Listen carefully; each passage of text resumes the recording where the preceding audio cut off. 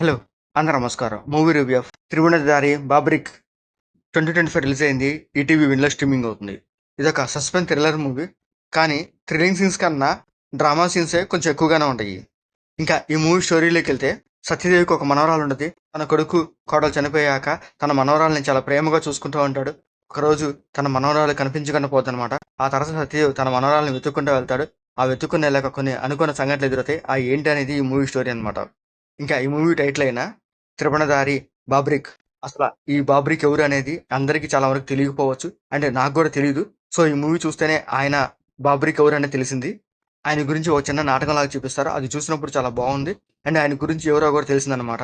ఆయన ఎవరో కాదు, 5గురు పాండవుల్లో భీముడు మనవడనమాట. అంటే భీముడు కొడుకు ఘటోత్కచుడు. ఘటోత్కచుడి కొడుకే ఈ బాబ్రిక్ అనమాట. పాండవులకి, కౌరవులకి యుద్ధం జరిగేటప్పుడు కృష్ణుడు ఎన్ని రోజులు యుద్ధం చేస్తారని అడిగితే పాండవులు 25 రోజులు అని చెప్తారు. కౌరవులు మేము 20 రోజుల్లోనే ఈ యుద్ధాన్ని ముగిస్తామని చెప్తారు. కానీ ఈ బాబ్రిక్ ఒక్క నిమిషంలోనే ఈ యుద్ధాన్ని ముగిస్తానని చెప్తాడనమాట. ఎందుకంటే బార్బీకి చాలా శక్తివంతుడు అండ్ బాగా తెలివైనవాడు అనమాట. సో, అదే పాయింట్ మీద ఈ మూవీ తీసుకెళ్ళాలని ట్రై చేశాడు. కానీ ఆ పాయింట్ వర్కౌట్ అయిందా అంటే అంతగా వర్క్ అవ్వలేదని చెప్పొచ్చనమాట. వాళ్ళు అనుకున్న పాయింట్‌కి అక్కడున్న స్టోరీ కొంచెం డిఫరెంట్‌గా ఉంటది. ఆ పాయింట్ బేస్ చేసుకొని కథ ఇంకొంచెం బాగా డెవలప్ చేసుంటే బాగుండేదనిపించిందనమాట. తన మనవరాలు వెతుక్కునే ఇన్వెస్టిగేషన్ సీన్స్ ఉంటాయి. అవి చూడడానికైతే కొంచెం పర్లేదు బాగానే ఉంటాయనమాట. ఇంకా ఇంటర్వెల్‌లో ఒక ఎమోషనల్ సీన్ పెడతాడు. అది చూడడానికైతే పర్లేదు బాగానే అనిపిస్తుంది. ఇంకా ఈ మూవీ సెకండ్ హాఫ్‌లో స్టోరీ కొంచెం ఇంట్రెస్ట్‌గా పెడతాడని అనుకున్నాను. ఎందుకంటే మూవీ స్టార్టింగ్‌లో బాబ్రిక్ అని స్టోరీ చెప్పుకుంటూ వచ్చాడు కదా! ఆ స్టోరీ రిలేటెడ్ సెకండ్ హాఫ్‌లో ఏమైనా చూపిస్తారని ఎక్స్‌పెక్ట్ చేశాను. కానీ అలాంటి సీన్స్ చూపించకుండా స్టోరీ ఎటెటో వెళ్ళిపోతూ ఉంటదనమాట. సో, అట్లా వెళ్ళినా కూడా సీన్స్ ఏమైనా ఇంట్రెస్ట్‌గా ఉండి అంటే ఇంట్రెస్టింగ్‌గా ఏమి ఉండవు. అవి కాస్త కొంచెం బోరింగ్‌గా చూసేయడానికి రొటీన్‌గా అనిపిస్తాయి. ఇంకా ఈ మూవీలో పోలీస్ ఇన్వెస్టిగేషన్ సీన్స్ కొంచెం హైలైట్‌గా చూపిస్తారనుకున్నా. అవి అట్లాంటి ఏం సీన్స్ అయితే ఈ మూవీలో ఏమి లేవనమాట. ఇంకా ఈ మూవీలో క్లైమాక్స్ కొంచెం బెటర్‌గా ఉంటది. పర్లేదు ఓకే. బావుందనిపిస్తదనమాట. సో, ఒక మంచి ఫీల్‌తోనే ఈ మూవీ ఎండ్ చేసేస్తాడు. ఇంకా మూవీ ఓవరాల్‌గా ఓకే. పర్లేదు ఒకసారి చూడొచ్చు. ఇంకా ఈ మూవీలో మెయిన్ లీడ్ అయిన సత్యరాజ్ క్యారెక్టర్ చాలా హైలైట్‌గా ఉంటది. తన యాక్టింగ్ అండ్ పెర్ఫార్మెన్స్ ఈ మూవీలో ఒక హైలైట్ అనమాట. తన క్యారెక్టర్‌కి తను 100% ఫుల్‌ఫిల్ చేశాడు. తను తాత క్యారెక్టర్‌గా చాలా బాగా చేశాడనమాట.